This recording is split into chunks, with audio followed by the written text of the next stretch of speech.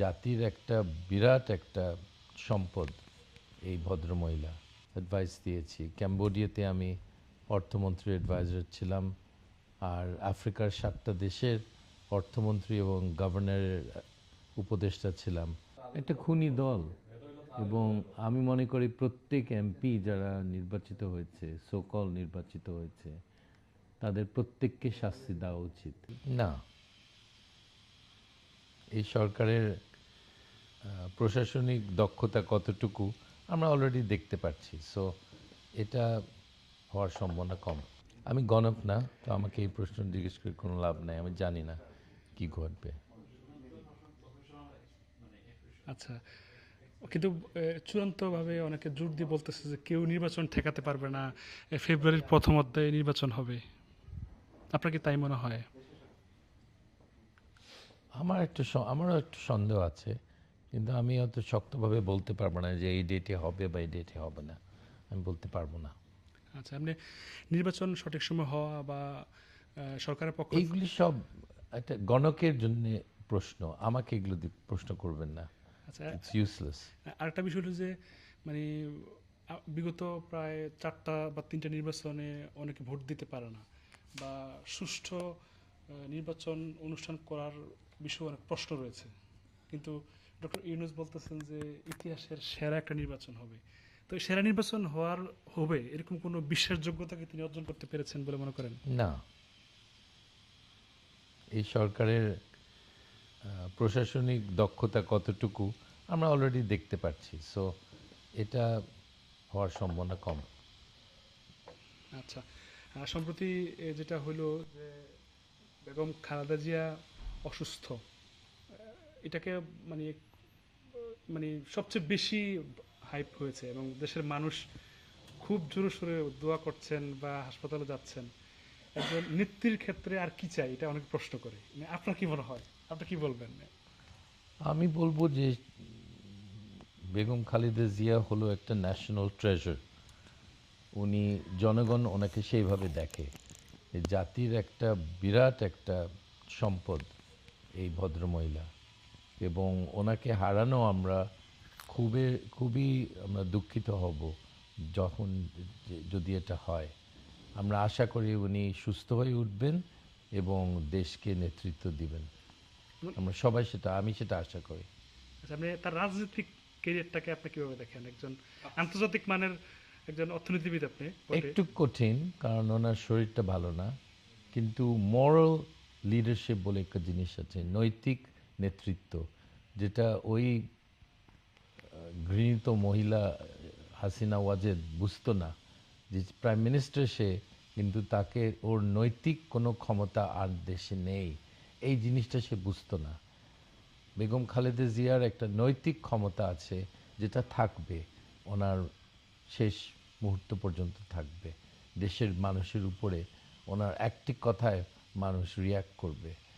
একটা কথায়, কোনো ধমক দিতে হবে না, কোনো অস্ত্র ব্যবহার করতে হবে না, একটা কথায় মানুষ একভাবে কাজ করবে। এটা হলো নৈতিক ক্ষমতা, যেটা শেখ হাসিনা বুঝতো না যে ওনার নাই।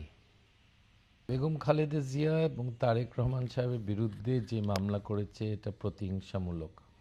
এগুলি একেবারে ফ্রডুলেন্ট, এবং শেখ হাসিনা নিজের ক্রাইমগুলি, নিজের টাকা পাচারগুলি একটু ধামাচাপা দেওয়ার জন্যে এইসব কেস করেছেন। কারণ এই টাকা ফেরত আনতে এই সরকার কোনো বিরাট উদ্যোগ নিতে পারছে না। সেই দক্ষতা, সেই বুদ্ধি, সেই মেধা এদের নাই। এরা এনজিও চালিয়েছে, এদের পক্ষে এগুলো করা হয়তো সম্ভব না, কিন্তু ভবিষ্যতে হবে, এগুলো ব্যবস্থা নেওয়া হবে। এরকম প্রশ্ন তুলেছিল যখন বেগম ইন্দিরা গান্ধী যখন মারা যান, তখন এই ধরনের কথা উঠেছিল।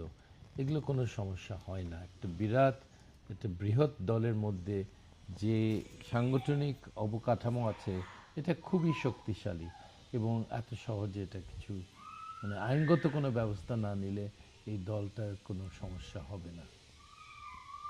আচ্ছা, আরেকটা প্রশ্ন হচ্ছে যে ডক্টর ইউনূসকে নিয়ে অনেক কথাই বলা হচ্ছে, অনেক ইন্টারভিউ অনেকে দিচ্ছে, প্রশংসাও করছে। বাংলাদেশের উন্নয়নের সাথে ওনার যে আন্তর্জাতিক যে একটা জনপ্রিয়তা, এটা কতটা কাজে লেগেছে মানে বাংলাদেশের সাথে? অনেকে বলে যে ওনার শব্দ ব্যক্তি স্বার্থে ব্যবহৃত হয়েছে, ওনার যেই মেডেল বা সেটা জনপ্রিয়তা। দেশের মানুষই জাজ করবে, আমি এগুলো নিয়ে কমেন্ট করতে চাই না। দেশের মানুষই বুঝবে উনি চলে যাওয়ার পর উনি দেশের জন্য কি করেছেন, এটা মানুষ হিসাব করবে। এটা স্বাভাবিক, এটা কোনো আশ্চর্যজনক কিছু না, এটা দেশের মানুষই হিসাব এবং যাচাই করবে। বিজয়ী হলে আসলে কোন তিনটা কাজ করতে চান আপনি? এটা হলো নেতৃত্বের সিদ্ধান্ত। প্রধানমন্ত্রী যেখানে দেয় সেখানে কাজ করব, আমার কোনো প্রবলেম নাই। আমার যোগ্যতা দেখে, আমার আমার নিজের এক্সপার্টিজ দেখে নিশ্চয়ই তারা সিদ্ধান্ত নেবে, আমার কোনো প্রবলেম নেই।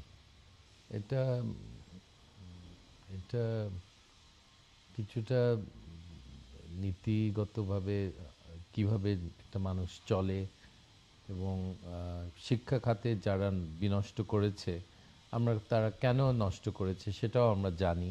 তাদের নিজেদের আর্থিক লাভের জন্য তারা করেছে। আর অর্থনীতি ঠিক করাটা কোনো সমস্যা হবে না, এটা অনেক দূরে নিয়ে যাওয়া যাবে আমার বিশ্বাস।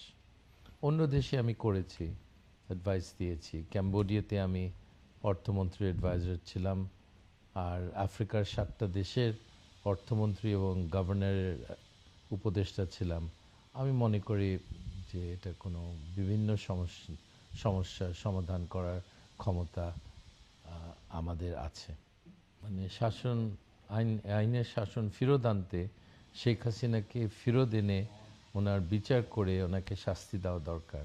ফাঁসির দেওয়া উচিত কিনা সেটা মাননীয় কোর্ট সিদ্ধান্ত নেবে, কিন্তু 1,500 বাচ্চাকে খুন করিয়ে উনি হাসি মুখে বসে আছেন দিল্লিতে, এটাও খুবই আমাদের কাছে আপত্তিকর লাগে এবং জনগণের খুব আপত্তিকর লাগে, ভারতীয়দের লাগে না। তারা, এটা আরেকটা দেশ এবং তাদের স্বার্থে এই ঘৃণিত মহিলাকে তারা রক্ষা করে রেখেছে। এটা খুব দুঃখজনক, ভারত বাংলাদেশ রিলেশনসের জন্য এটা খুব দুঃখজনক। হতে পারে বাংলাদেশের ইতিহাসে এই ধরনের কিছু হয়নি কখনো, আমার মনে হয় 100-200 বছর পরে হতেও পারে, কিন্তু ওটা অন্য আওয়ামী লীগ, এটার সাথে কোনো সম্পর্ক থাকবে না। আচ্ছা, আপনি যে কিন্তু এই মুহূর্তে কিছু হচ্ছে না। যে ভোটার, একটা হলো যে নতুন ভোটার 6 কোটি বলে অনেকে, আবার আওয়ামী লীগের তো ভোটার আছে। এই দুই শ্রেণীর ভোটারের ভবিষ্যৎ কি? নতুন ভোটার আওয়ামী লীগকে বেছে নিবে আমার বিশ্বাস হয় না। আর পুরনো আওয়ামী লীগ ভোটার তারা চিন্তা করছে, তারা হয়তো জানতোই না যে কত, মানে কত খারাপ কাজ, কত নিকৃষ্ট এই দলটা, তারা হয়তো জানতোই না অনেকে। আমি তাদের সম্বন্ধে কি বলবো, তারা খবর রাখেনি শেখ হাসিনা যে একজন খুনি এবং সে একজন মানে একটা জেনোসাইডাল সাইকটিক মেনিয়াক, তারা বুঝতো না। তারা ভাবতো এটা একটা প্রধানমন্ত্রী একটু কড়া ছিল না, সে পাগল ছিল, আধ পাগল একটা মহিলা ছিল। আমি তাকে খুব কাছে থেকে দেখেছি, আপনাদের সবাইকে বলছি সে আধ পাগল একটা মহিলা। ওনার ওনাকে প্রধানমন্ত্রী পদে রাখাটাই আমাদের ভুল হয়েছে আমাদের দেশে। আওয়ামী লীগের কোনো ভবিষ্যৎ নাই বাংলাদেশের মাটিতে। বললাম তো 200 বছর পরে কেউ হয়তো পার্টিটাকে আবার উজ্জীবিত করে এটাকে দাঁড় করাবে, তো 200 বছর 150 বছরের ঘটনা হতে পারে। একটা খুনি দল, এবং আমি মনে করি প্রত্যেক এমপি যারা নির্বাচিত হয়েছে, সকল নির্বাচিত হয়েছে, তাদের প্রত্যেককে শাস্তি দেওয়া উচিত এবং তাদের প্রত্যেককে আর্থিক এবং হয়তো কারাদণ্ড শাস্তি তাদেরকে দেওয়ার দরকার। প্রত্যেক এমপি, তারা বেশিরভাগ পালিয়ে গেছে, তো যারা আছে তাদেরকে জেলে দেওয়া দরকার, না হলে তাদের সম্পদের হিসাব নিয়ে যেগুলি তারা লুট করেছে ওটা নিয়ে নেওয়া দরকার।